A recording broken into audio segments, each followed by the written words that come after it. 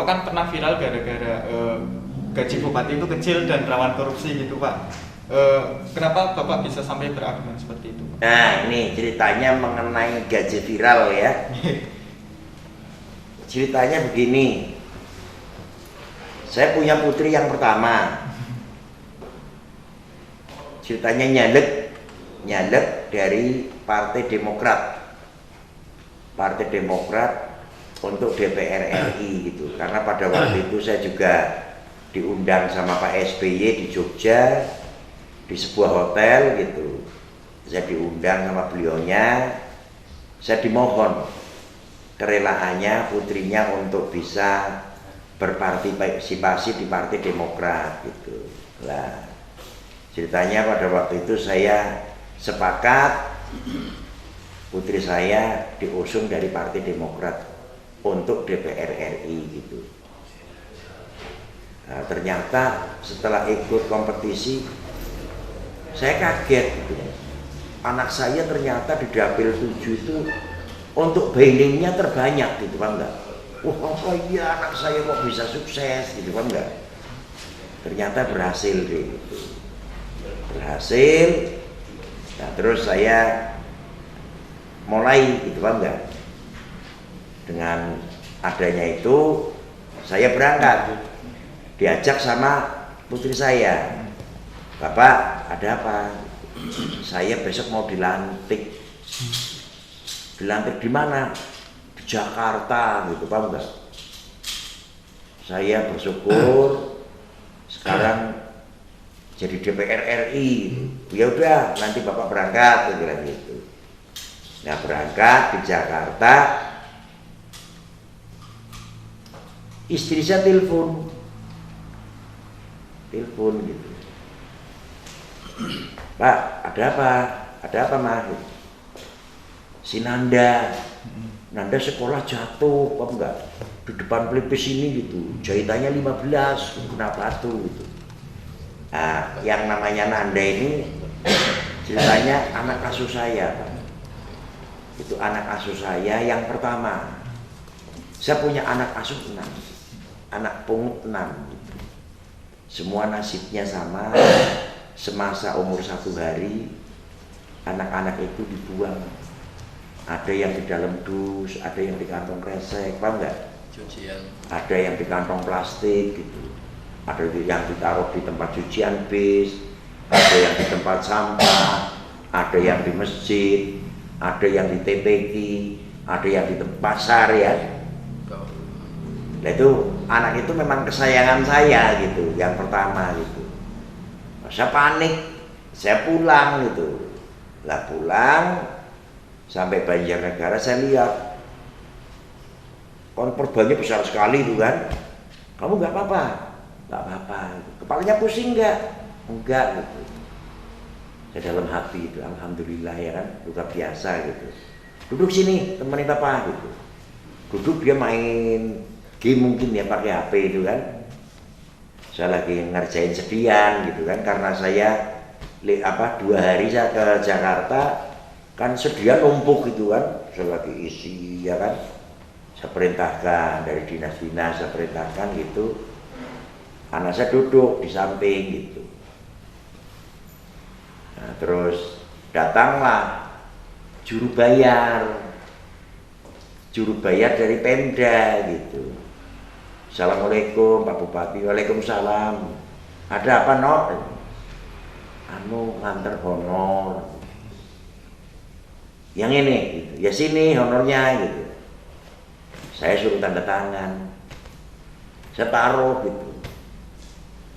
Masih di dalam amplop itu kan, ada penjelasannya kan. Gaji pokok sekian, potong zakat, potong infak, macam-macam itu. Bersihnya 5.900.000 gitu.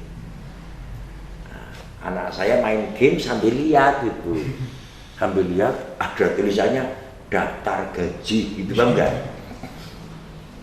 Anak saya lihat kaget itu, papa gajinya segini gitu.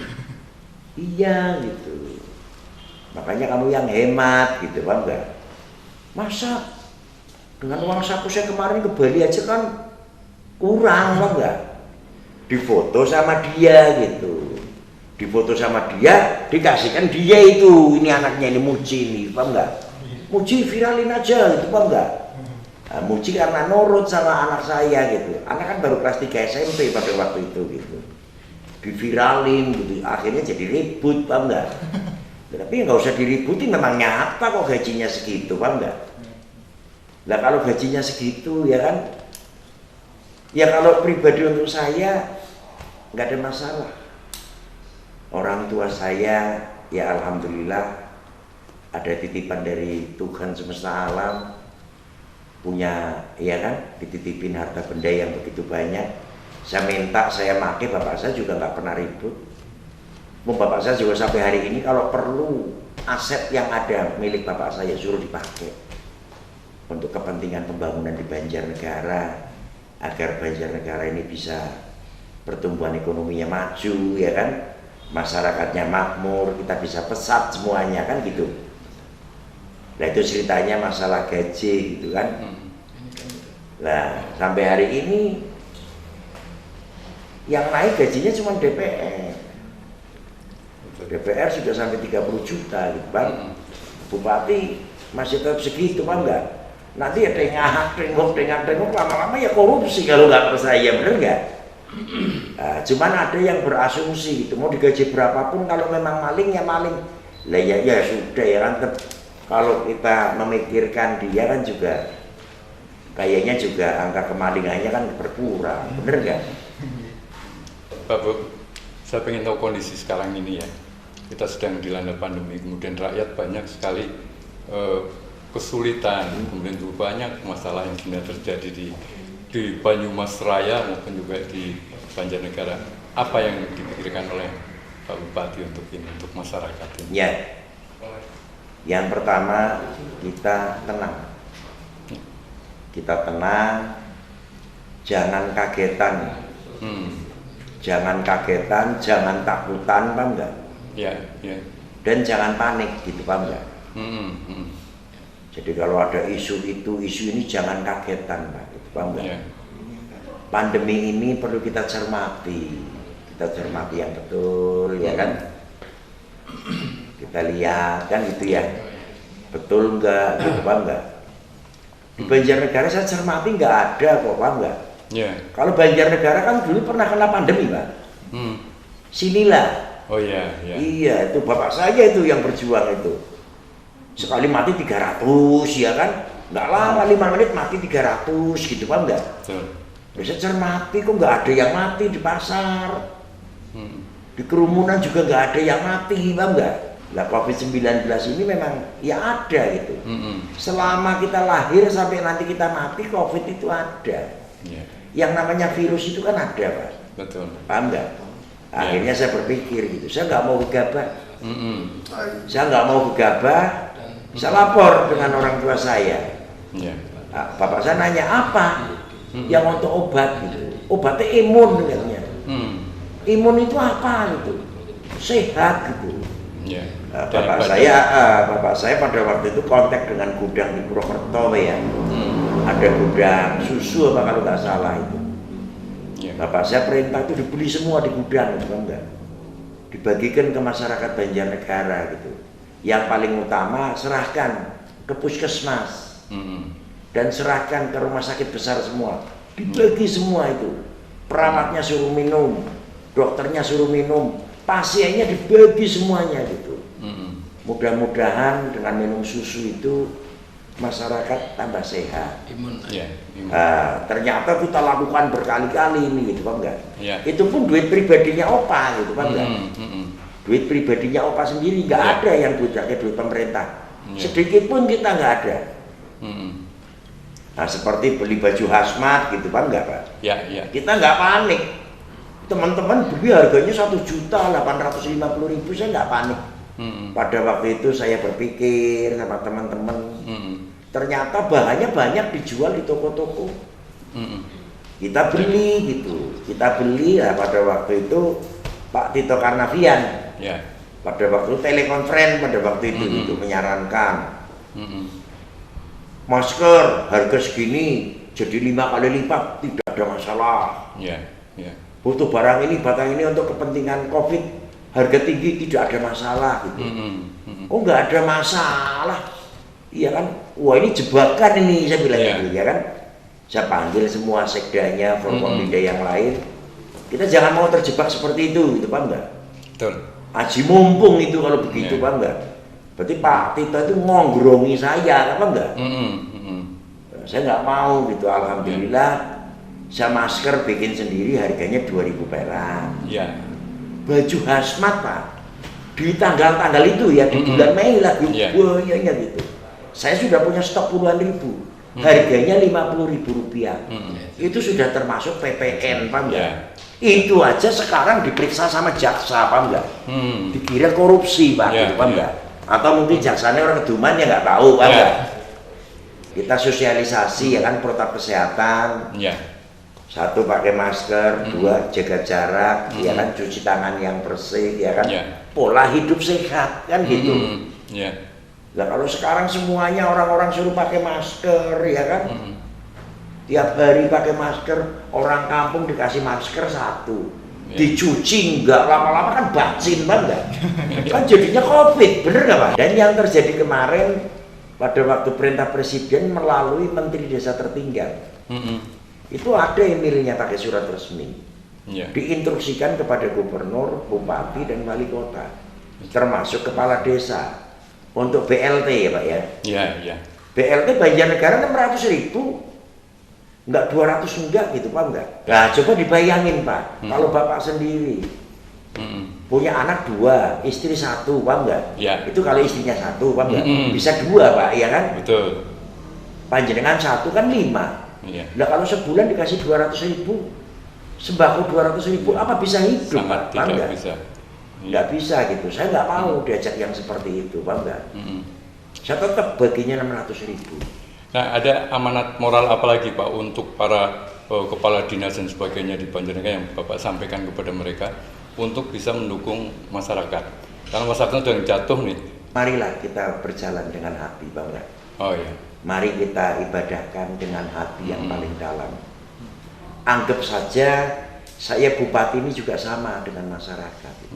Kalau saya sudah lepas sudah jadi bupati kan jadi masyarakat biasa juga, Pak enggak? Betul. Mari kita layani yang baik, ya kan? Saat kita sosialisasikan protokol kesehatan, ya kan? Kita berikan keleluasaan agar masyarakat ini bisa berkreasi, ya kan? Berinovasi. Untuk duit, paham nggak? Kalau sudah dapat duit kan luas Pak. Betul. Luas sekali ya kan, imun kita naik, bener nggak? Kita bisa makan yang berkualitas, kan gitu Pak. Itu arahnya ke sana. Iya, insya Allah COVID semua kita lupa semuanya. Pak, dengan semua perjuangan Bapak dan pembangunan Bapak di Banjarnegara, kalau suatu saat nanti Bapak dicalonkan menjadi H1 gubernur itu gimana Pak? Apa dicalonkan apa? Dicalonkan menjadi gubernur, gimana Pak? Ya kalau memang perintah rakyat ya saya jalankan gitu. Kalau itu memang amanah dari rakyat, kenapa sih kita hidup? Saya hidup ini kan sampai nanti akhir hayat Pak. Tujuan saya sedetik ke depan saya tujuannya ibadah. Ibadah untuk masyarakat itu. Dan perlu saya jelaskan, saya hanya manusia biasa. Saya bukan nabi dan saya bukan malaikat. Mungkin kalau ada kekurangan saya, mohon dimaafkan, kan gitu. Yang penting tujuannya satu, kita maksimalkan untuk masyarakat, yaitu untuk membangun. Duit rakyat kita kembalikan ke rakyat, kan gitu. Tujuannya cuma itu aja. Untuk warga Banjarnegara satu, saya pesan yang pertama jaga protokol kesehatan, paham nggak? Dan yang kedua jangan mendengarkan isu-isu yang nggak benar, paham nggak? Dan yang terakhir saya pesan kepada semua anak buah saya ini OPD dan mitra saya Forkompinda, TNI dan Polri, tolong layani dengan senyum, paham nggak? Jangan nakut-nakutin orang, paham nggak? Kasihan masyarakat kita udah ketakutan semua, paham nggak? Nanti kalau ditakut-takutin malah lama-lama ngelawan, paham nggak? Nggak usah ditakut-takutin, kita layani dengan senyum, dengan baik, ya kan? Mau olahraga kita berikan solusi, mau hajatan, mari kita bantu gitu, paham nggak? Kita bantu, ya kan? Kita punya DKK, punya puskesmas, paham nggak? Ya kan nanti kalau hajatan nggak boleh kan kasihan Pak. Ya. Apa nanti jadi keluar dari agamis? Mm-mm. Nanti kumpul kebo kabeh Pak. Betul. Iya kan hajatan kita layani yang bagus, yang penting kita jangan euforia, bener nggak Pak? Iya, iya.